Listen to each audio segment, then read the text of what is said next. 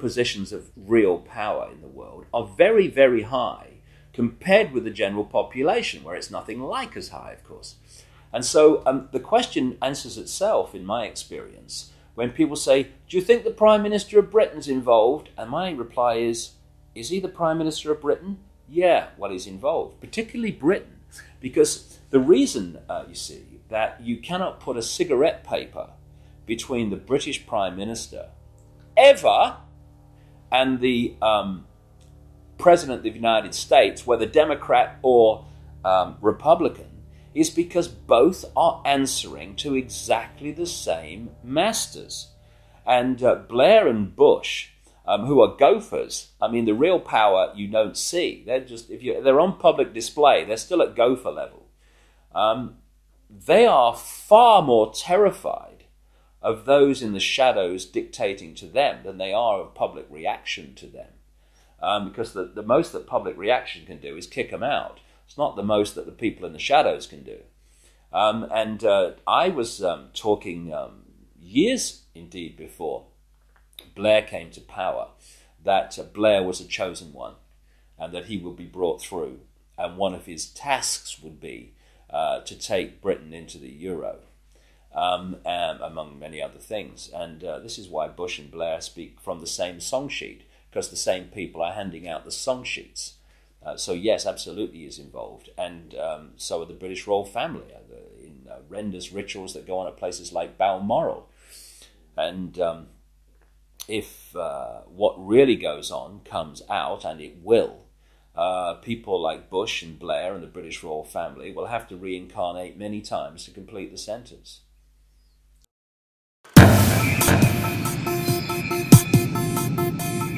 Okay, let's do it.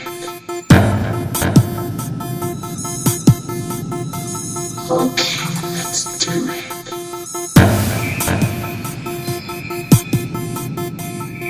Okay, let's do it. Okay, let's do it.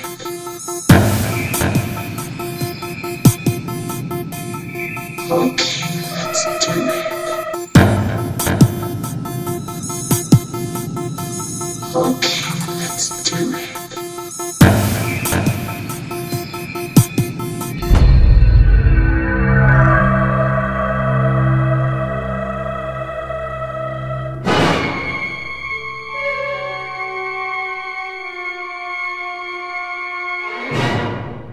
I was an FBI agent for 27.5 years.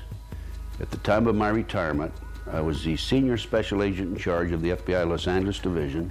I have been qualified in the courts as an expert on cults and satanic ritual abuse.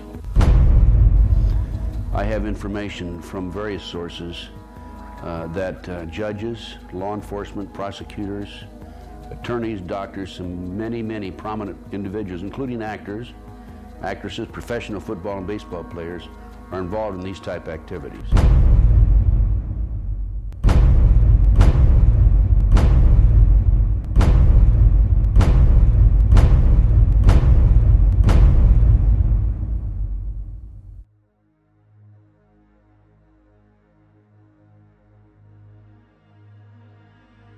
If you go back 225 or 30 years ago, you have what we call the Illuminati that was established in 1776. And the goals of the Illuminati, this is all very well documented, are to take over the world. One of the best ways of taking over the world is to control people's minds and to take over a country through the control of the minds. So what's happening in America, and based on my research and my interviews with numerous individuals, is that the powers that be, the higher-ups, the people in the Illuminati, are using the satanic cults as a means and as a tool to condition individuals and to make them victims of the mind control, MK Ultra mind control program. There's probably close to 4 million practicing Satanists in the United States alone, based on my intelligence information.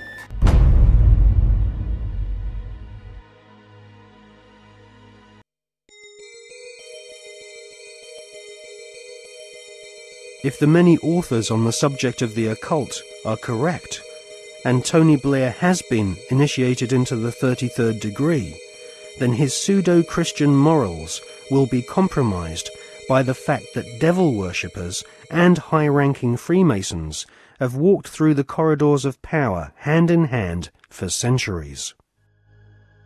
The Royal Archmasons describe their highest-ranking brothers as Grand Solicitor Generals of the Supreme Grand Chapter.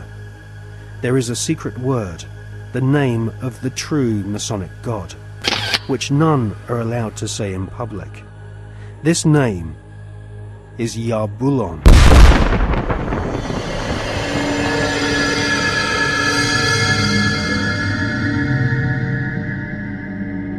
The Masonic God is not the same God of the Bible, which the Masons call Adonai. Yarbulon has been described by Christian minister Canon Brian Brindley as an unholy compound of the Hebrew name of God, Jehovah, with the heathen names for Baal and Osiris. The highest ranks of Freemasonry utter Yarbulon as the one sacred and mysterious name of God. Yarbulon is a tripantheon Masonic god, in part deified as the historical Baal, which the Oxford English Dictionary confirms as being a Hebrew word. Baal is the chief male deity of the Phoenician and Canaanite nations. To the tribes of the Old Testament, Baal was the devil himself.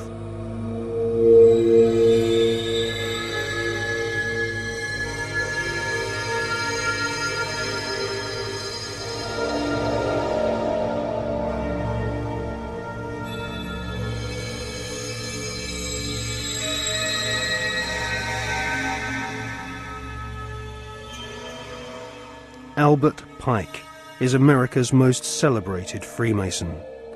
Pike was Grand Commander Sovereign Pontiff of Scottish Rite Freemasonry in the southern and western United States from 1859 to 1891. Scottish Rite Freemasonry has its own headquarters at the 33rd degree in Edinburgh. The United Grand Lodge of England has tried to deny that the true god of Masonry is Yarbulon, or has anything to do with the devil. But Albert Pike describes Yarbulon as a symbol of the infinite and eternal Godhead, a mongrel word whose name has been for 2,000 years an appellation of the devil.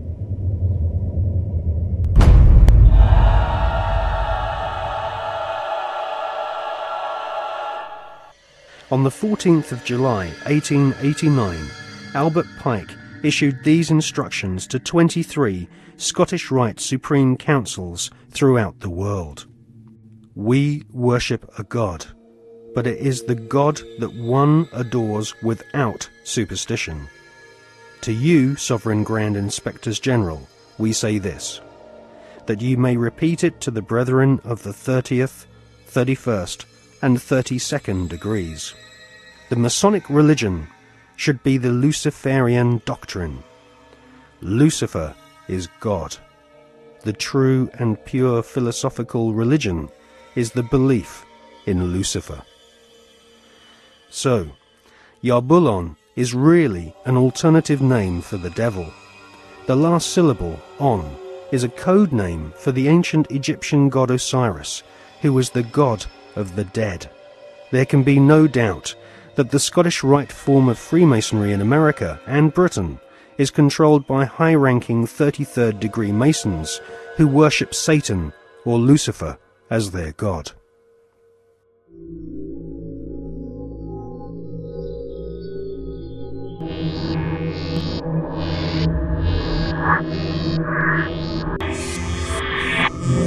We're talking about occultic forces.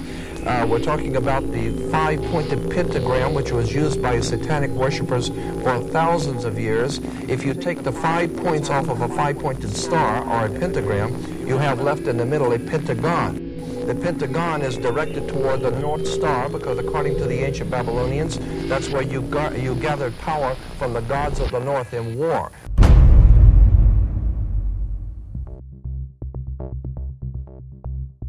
We cannot allow our sons and daughters to be sent to die in a bankster's war. For oil, for heroin, for cocaine, for gold, or for control. Sun Tzu, the great strategist of war, said that all confrontations are won before the battle begins. There has never been a battle that has been won defensively. But we must prepare by becoming self-sufficient. We must prepare to do that which has not been done before.